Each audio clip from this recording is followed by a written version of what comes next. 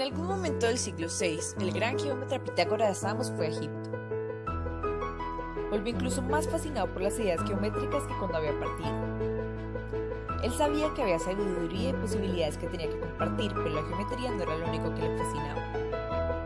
Vio la geometría como parte de un todo mayor, parte de una filosofía acerca de la perfección del universo. Tenía que compartir también esto y sabía cómo hacerlo, a través de la geometría. Visualizó el estudio de la geometría como una de las disciplinas que llevaría al ser humano a estar en contacto con la verdadera perfección del universo.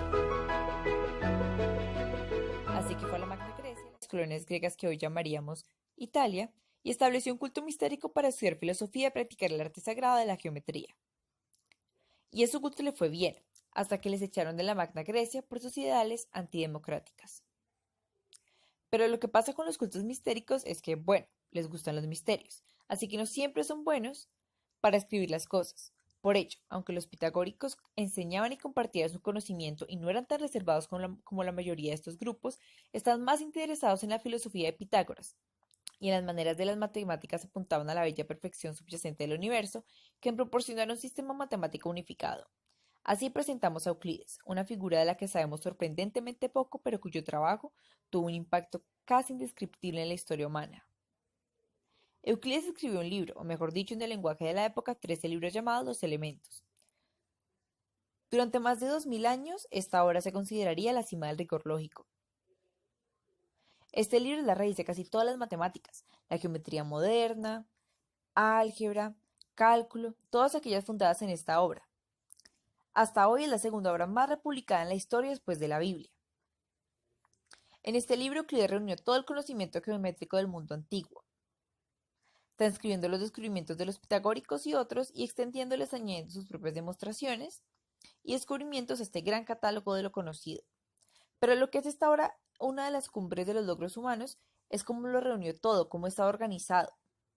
Porque el libro empieza con un pequeño número de definiciones, postulados y nociones comunes, y dice que con ellos todo lo demás, cada cosa de la geometría, se puede decir lógicamente. Así él organiza sus demostraciones, los distintos problemas geométricos que presentan de tal manera que se construyen los unos con los otros. Ninguna demostración en todo el libro necesita conocimiento aparte de esas definiciones iniciales y las demostraciones que le preceden. Es un sistema completamente autocontenido, coherente lógicamente en su totalidad, mostrando cuán lejos podemos llegar con unas pocas ideas simples. Los elementos son los cimientos del pensamiento matemático y de cierta forma los cimientos de cómo pensamos en la lógica hoy en día. Fue un logro enorme.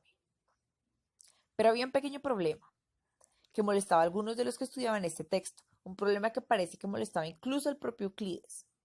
Este era el quinto postulado. La mayoría de los postulados en el libro son bastante simples y sencillos. Dicen cosas como que podemos dibujar una línea recta entre dos puntos o que todos los ángulos rectos son equivalentes. Pero este quinto postulado no es tan simple, ni de lejos. Es más complejo y simplemente parece como diferente a cualquiera del resto. ¿Cuán complejo es? Bueno, el postulado declara entre comillas, si una línea recta que cae sobre dos líneas rectas produce ángulos internos en un mismo lado, menores de 180 grados o de menores de ángulos rectos, entonces las dos líneas, si se extienden indefinidamente, se van a encontrar en algún punto donde los ángulos son menores a dos ángulos rectos. Decir esto resulta un poco asqueroso, parece mucho más lioso decir todos los ángulos rectos son equivalentes los unos a los otros, ¿verdad? Así que vamos a desmenuzarlo rápidamente. Una línea recta que cae sobre dos líneas rectas, ¿vale? Esto es más que una línea que cruza otras dos líneas en algún sitio, produce ángulos internos en el mismo lado menores que dos ángulos rectos. Eso es básicamente que si los ángulos internos o interiores producidos por las dos líneas que cruzan la tercera línea suman menos que dos ángulos rectos, entonces las dos líneas rectas, si se extienden indefinidamente, se encuentran en el lado donde los ángulos son menores que dos ángulos rectos. Vale, a ver, si lo que dije antes sobre los ángulos rectos es verdadero, entonces si extienden esas dos líneas para siempre, se van a intersecar en algún punto en el lado donde los ángulos interiores son menores que dos ángulos rectos. Así que, poniendo todo eso, si dibujas una línea recta y tienes otras dos líneas que las cruzan, si sus ángulos interiores suman menos que 180 grados, entonces esas líneas finalmente se van a intersecar si las dibujas lo suficientemente lejos. O dicho de manera aún más simple, líneas giradas así se van a intersecar si las dibujas lo suficientemente lejos. Dicho de esta manera, en realidad parece bastante obvio, ¿verdad? De hecho, estamos tan acostumbrados al concepto que ya prácticamente nos parece no vale la pena anunciarlo, pero Euclides era muy exhaustivo y escondido en este concepto. porque vamos a echar un vistazo otra vez a esas dos líneas cruzando la tercera. ¿Cuáles son las posibilidades aquí? Bueno, si los ángulos interiores en un lado son menos que 180 grados, ya sabemos que se van a encontrar. Pero ¿qué pasa si son de 180 grados? Entonces los ángulos interiores en el otro lado van a ser menos de 180 grados, ¿verdad? Así que se van a intersecar en ese lado. Eso es básicamente lo mismo que volteado, pero ¿qué pasa si los ángulos suman exactamente 180 grados? Bien, entonces por este esquema esas líneas no se encontrarían nunca. Lo que realmente define este postulado es lo que hoy día llamamos líneas paralelas, pero sabemos que este postulado era un problema incluso para Euclides. Este último postulado que puso en el libro, e incluso después de haberlo enunciado, consiste en demostrar casi todas las cosas que se pueden demostrar con la geometría.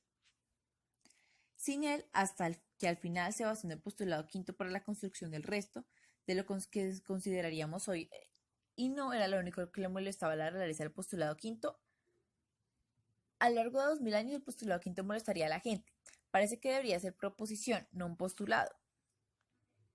Parece que debería haber una demostración lógica para él, y si pudiéramos encontrar esa demostración, entonces toda la geometría sería realmente consistente.